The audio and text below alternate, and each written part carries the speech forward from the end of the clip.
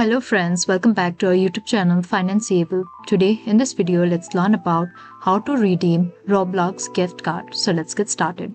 At first, let's get into any browser and search for Roblox.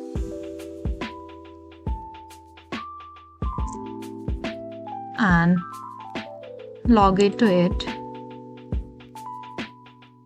Now here we can see gift cards option over here. Simply tap on this and click on redeem card. Now we need to simply type the code of gift card, virtual theme or promo code over here.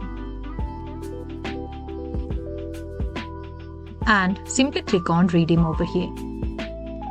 So now we are done.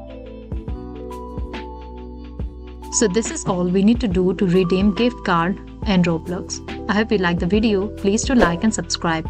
Thanks for watching.